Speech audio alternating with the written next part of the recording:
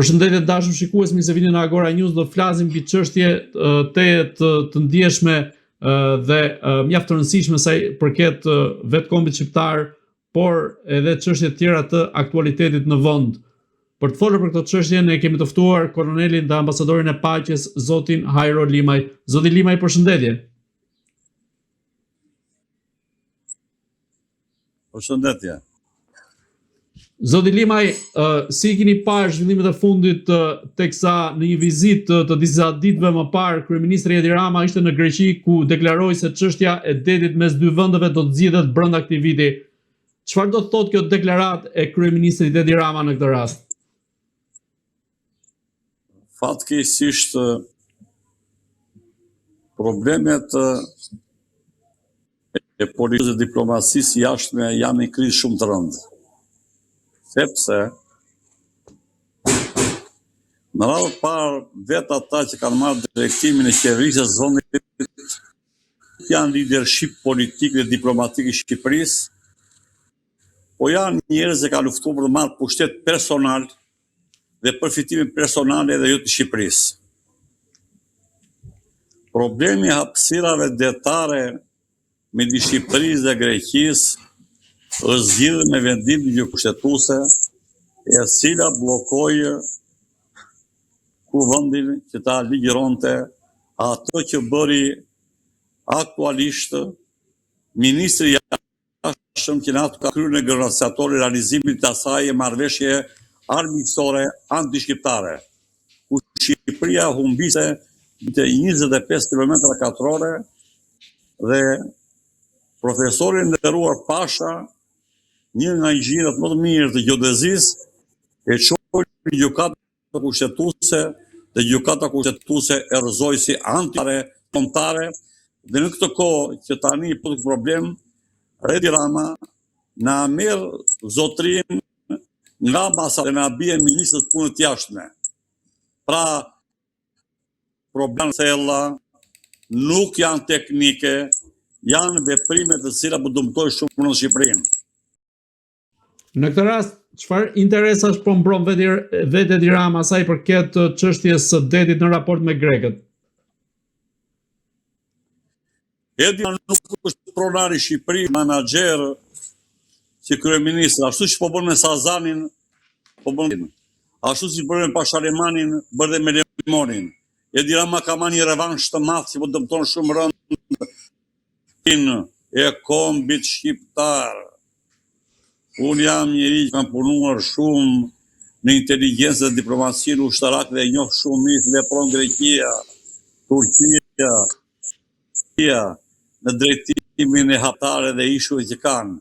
Kjo gjentari armiqësore, antikombëtare, të gjykata kushtetuese të veprojë me shpejtësi dhe spaktimet për tradhti. Si mendoni, nëse Greqia i përfiton ato 12 milje detare për cilët është çuar në Hag, pra dhe si çështje dhe është diskutuar mes dy vendeve, ndërkohë ato marrëveshjet vitit 2009 në periudhën e qeverisjes Berisha, gjykata kushtetuese hodhi poshtë. A mendoni se me marrjen e këtyre 12 miljeve Greqia mund të përfitojë edhe më shumë në kurrizë të Shqipërisë, nisur dhe nga problemet e brendshme që ka vetë qeverisja e kryeministit Edi Rama? Para 2 muajsh ministri i mbrojtjes i Greqisë në hartën që ka vendosur zyrtarisht, ka vendosur pikërisht këtë hapësirë dhe të gjykata jonë kushtetuese rrëzoi.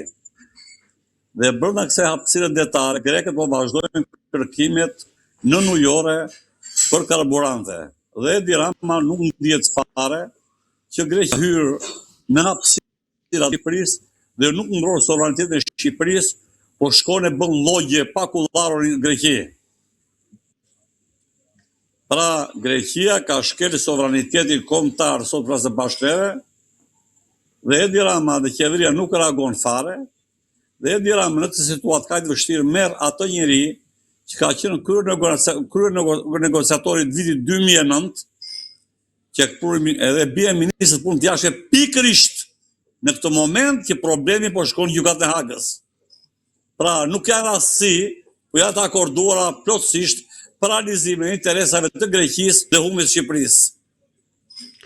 Pra ju mendoni se zoti Ferit Hoxha, i cili ka qenë një nga elementët kryesor të ose më saktë që kanë mbështetur ato marrëveshje të periudhës së qeverisjes Berisha, nuk u zgjodha rastësisht në krye të Ministrisë së Jashtme?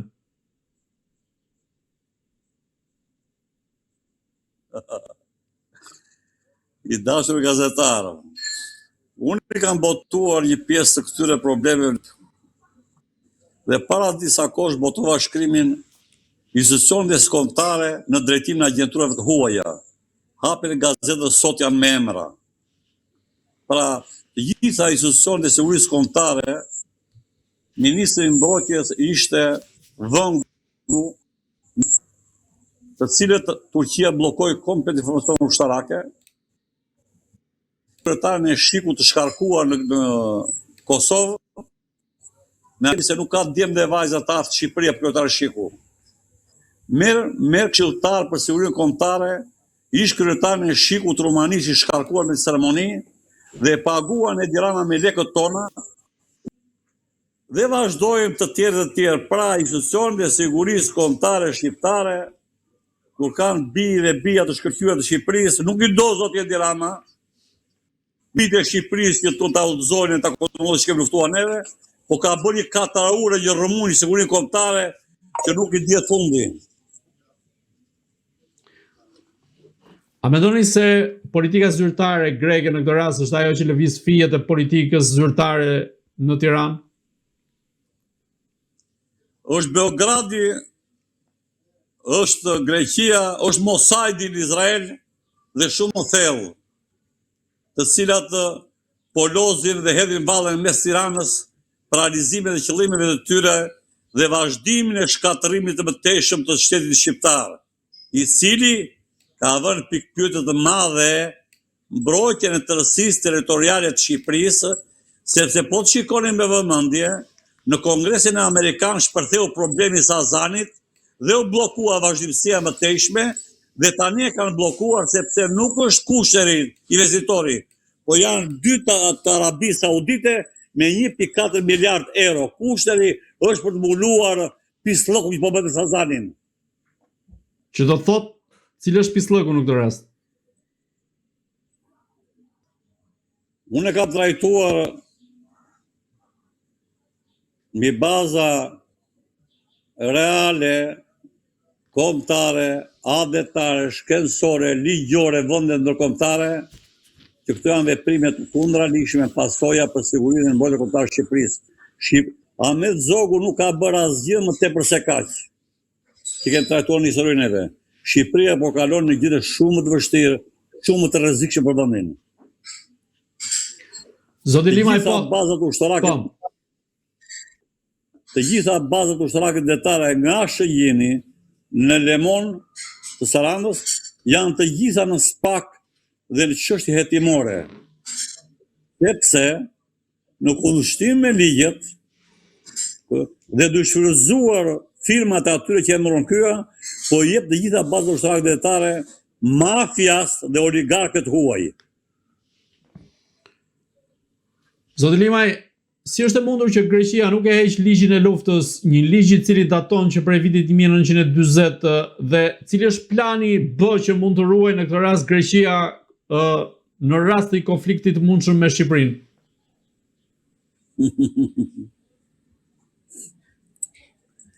Po mbajtja në fuqi e ligjit të luftës Greqinë e justifikon në çdo moment që të bëjë dhe agresion ushtarak kundër Shqipërisë. Pra, në çdo moment, duke patur fuqi ligjin e luftës, ajo e justifikon çdo lloj agresioni që mund të ushtarakisë nga Shqipëria. Prandaj, po të shikosh me vëmendje, e gjitha shoqëruar e Vorju e Piri Jugut, shikojeni dhe hartën, edhe me 200.000 shqiptarë që ka bërë shtetas grek dhe që minoritar tani, ka mundësi që edhe në organizimin e pushtor të shikoni hartër shumë mirë këtë do përfshi ai pushtet e ndonë atë krahin. Zoti Limaj, të ndalemi pak tek një deklaratë e kryeministit Edi Rama për politikon disa ditë më parë ku deklaroi se nuk është Shqipëria ajo që mund të përcaktojë zgjidhjen mes Shtetit Bashkuar të Amerikës dhe Iranit sa i përket këtij konflikti në skenën globale, por Shqipëria mund të ofrojë bazat e saj nga ku Shtetet Bashkuara të Amerikës mund të nisin sulmet e ndryshme dhe të mundshme kundrejt Iranit. Ju si e lexoni këtë deklaratë, me sa lehtësi mund bëhet një deklaratë e tillë dhe a ka mundësi Shqipëria që të jetë mbrojtur në këtë rast? Tani, po të hapni dhe të kërkoni emrin tim në Google, do shikoni në faqen e parë të gazetës Dita, faqen e parë me grëma të mëdha. Hapër bën kërcënim ushtarak Irani për Shqipërinë. Kur Edi Rama ndërmori iniciativën jashtëzakonisht gabuar ndërtimit të qytetës Maqedinëve.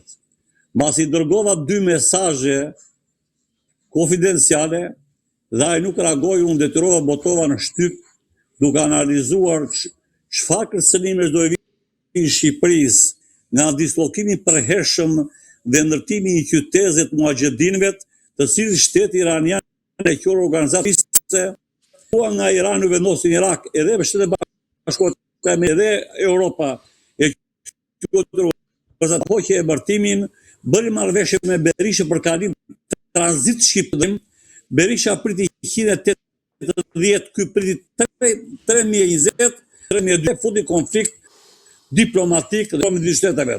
Dhe u prishë marrëdhënie diplomatike me një shtet që prishë marrëdhënie diplomatike, do të thonë gjithë në luftë. Fatkeqësia e madhe është që kur shteti nuk e merr drejtim leadership politik, ekonomik, diplomatik dhe ushtarak të çon gjendje. Shikoni çfarë niveli kemi në këtë gjendje. Si do mbrojtja kur sot Shqipëria nuk ka asnjë avion luftarak dhe asnjë helikopter luftarak mbrojtës, kur nuk ka asnjë raketë kundërajrore. Unë kam qenë në vazhdimsi edhe me personale, sepse s'kam penduar kur interesave personale, edhe për hapjen e njësisë taktike në Kuçov. Njësia taktike ajrore në Kuçov nuk ka avion luftarak mbrojtës. Është një qendër ku janë 2 avion cistern, shfrytëzojnë avionët amerikanë në ajër. Dhe kur ajo ndërtua, në televizion shtetëror në Rusi u zhvillat dhe një gjëra. Sot është një si taktike furnizimi, por Amerika mund të bjerë kokë bërthamore. Prandaj është në shinjesën tonë. Ato që ishin në luftën e ftohtë nga 1100 kishte Amerika, një Pashaliman dhe një Kuçov, një koha që ta zëvendësoi tani Bashkimi Sovjetik ku ndërmerr Kuçovën. Kto janë venturiere të njeriu të papgjeshë që po e fut Shqipërinë të sokak. A kupton çfarë force madhe ushtarake dhe çfarë pasojë po kemi në luftën kibernetike nga Irani të tani sot ku janë zyrtar. Kanë veprime antikombëtare, antishqiptare, që po Shqipëria po shpërbohet. Ikën 2.1 milion shqiptar, praktikisht dhe unë. Të tjerë flasin e vetë dhe ai jetë dhe në ajër. Nuk di çfarë bëhet Shqipëri. Dha do heqen Merkeli, ai kryeministri e Art, dha Clintoni, dha ai tjetër në Angli, ndërsa ky do të jetë kryeministri i përjetshëm e ka futur Shqipërinë në krizë jashtëzakonshme. Shumë të se s'largohet. Ka 13 vjetë, ku Shqipëria po bën luftë për mbijetesë. Të dhëna zyrtarë që e po këboja, që e Berëshi, që e Pisati, shikoni që pozicion në Shqipëria, më e varfra në rajon, më e varfra në Europë, dhe për ditë po zhytet keq e më keq, dhe ky fluturon në avion, nuk ka këmbë Shqipëri. Zoti Limaj, presidenti amerikan Donald Trump ka deklaruar se kur një kryeminist lufton vetëm për interesat e tij të pushtetit personal dhe nuk lufton Shqipërinë, çfarë pret? Zoti Limaj, presidenti amerikan Donald Trump ka lënë të hapur mundësinë që Shtetet Bashkuara të Amerikës mund të shkëputen nga NATO. Në këtë rast, nëse Shtetet Bashkuara të Amerikës dalin nga NATO dhe mund të krijohet një lloj përçarje edhe mes radhëve të tjera të vendeve të NATO-s, kush e mbron Shqipërinë në rast të një shpërbërje të NATO-s, po themi në mënyrë hipotetike? Mos ma me për keq, po ata që më njohin dhe janë të mua më vlerësojnë si kuadri më i profesionalizuar me botimet që detyrat kam kryer. Unë kam shuar librin botim, librin 9 tani, që do të shpjegoj nga botimi, rrugtimi i Shqipërisë për antarësimin formal në NATO dhe pasiguria sot e bërës kombëtare. Trajtoj doktor Juve. NATO kishte problemet dhe NATO-s kanë kohë që diskutohen për prezencën amerikane në Shqipëri, që kur ishte Trump i një. Dhe detyrimisht ardha e Trumpit 2 do të përmbysë komplet marrëdhëniet globale. Dhe unë kam thënur dhe televizor do braktisi Europën, do afrohet me Trumpin dhe do hapi problemin në Azi. Pra, problemet ne kemi sqaruar dhe botuar me kohë, po Edi Rama nuk dëgjon shkencëtarët, ata që kanë dhe vlera intelektuale dhe shkencore, po merret me njerëzit që pra shkatërrojnë Shqipërinë. Ne ja kemi thënë mori dashur, por ai pikërisht nga kjo nuk i mbledh ata që janë shkencëtar pavarur ture tavolinë me ta. Të diskutojnë të problemet të mëdha të sigurisë për të këta Shqipëria është udhë kryq. Largimi i Amerikës shkallë, shoqar tha sot ai Erdogani, do dalu në krye thot Europës tani në pozicion e Amerikës. Pra një njeri që nuk di çfarë do haj nesër, e çfarë do bëjë fare çfarë preti. Pra ne nuk kemi politikë strategjike, ne nuk kemi diplomaci strategjike, ne kemi çfarë del sot dhe burra që do fitoj unë. Ky është problem madhor. Shqipëria është udhkryq politik, udhkryq diplomatik, në udhkryq të mbrojtjes së sigurisë kombëtare. I trajtoi troç në librin që del nga botimi. Shqip, mu flas shqip, për shqiptarët, për Shqipërinë. Nuk më duhet Berisha Rama, më duhet Adeu i dashur, Adeu i dashur. Zotë Lima dhe i plje fundit, ndërkohë Serbia është duke armatosur me raketa nga Kina dhe Rusia. Nga ana tjetër, çfarë po jo vetëm rajonale, se i ndjek me shumë vëmendje të evidentuara gjithë armatimet që ka marrur. Po çfarë po bëjnë shqiptarët në këtë rast? Çfarë po bëjnë shqiptarët e Kosovës dhe Shqipërisë në këtë rast? Shqiptarët me nevojë dhe me atë avionit e Dirama. Dhe miku ti ishte i Vučićit ai, e ka bërë Kosovën. Pra, deri në vitet 88 ishte Shqipëria superfuqia ushtarake rajonale. Dhe tani u ka ta dis pas avion. Ndërsa tani është kthyer Serbia superfuqia më e fuqishme ushtarake rajonale dhe po bën një investim të jashtëzakonshëm shumë bashkohor për të vepruar dhe ushtarakisht për që nevoja. Këndo goda Serbia, të para Kosovën, vllajën tonë që ka praktikisht kyja. Në vend që Shqipëria të bëjë planin strategjik të mbrojtjes së përbashkët të kombit shqiptar, zihen e grihen njëri me tjetrin. A kupton çfarë probleme madhore ka? Pra, si konkluzion. Po. Si konkluzion. Me dhimbje pranojmë një realitet shumë të hidhur. Sepse ata që kanë ardhur në pushtet dhe si kanë ardhur apo do të vinë, kanë krijuar dhe konsoliduar një sistem antidemokratik, antiligjor për funksionimin e shtetit të Shqipërisë. Dhe po sjellë pasoja të mëdha politike, ekonomike, diplomatike dhe ushtarake. Shqipëria nuk është vend i varfër, është vend shumë i pasur, por shumë i vjedhur. Të gjitha pasurinë të kësore të naftës dhe të mineraleve të shqiptarës marrin as i cent ku vjen këto para. Ç'po bëhet me portet detare dhe ushtarake, me të krizës që madhe që po vjen tani me portin e Durrësit, me Porto Romanon, andej pa Shalimani i çorb dynjaja. Pa qanë këto aventura që kanë trondit kaq shumë stabilitetin politik, ekonomik dhe sigurisht Shqipërinë. Largohen sa më parë të shpëtojë Adeu. Kemi një Adhe. Në radhë parë është Adeu, ai që ka gjak shqiptari. Nuk janë interesa personale dhe partijake dhe pushteti personal zotëri. Largohu, si janë largua burra të mëdhi, që shka bërë Amerika. Prandaj ka vendosur afatin 2 herë 4. E shtetet e këta duan të jetë përjetshëm. Përjetësia të sjellë pasojë dramatike për shtetin, po dhe për drejtyre do i kenë. Pra këta janë njerëz pa lezueshëm, nuk janë shkencëtar, janë mediokër, që mendoj tërset e tyre dhe dheut. Kjo në dhe më shpirë. Shpun ka mu tani të angazhohen kaq shumë, të botoj, të reagoj, në që të parë. Se një përjetëshëm adhetar, që mbi adheun s'ka asgjë, u të kur, sot ne kemë 5 majnë, dhanë jetën bitë e Shqipërisë, në mërë të adheut. Po ne shdo të bëjmë, të heshtim dhe taltar me Shqipërinë. Zoti Limaj, unë ju falenderoj që ishit në Agora News. Ju faleminderit, po edhe për mua nuk janë të lehta këto deklarata që bëjte, me dhimbje. Të dashur shikues, bashkë do shihemi në intervista tjera, por mos harroni të bëni subscribe në kanalin tonë në YouTube.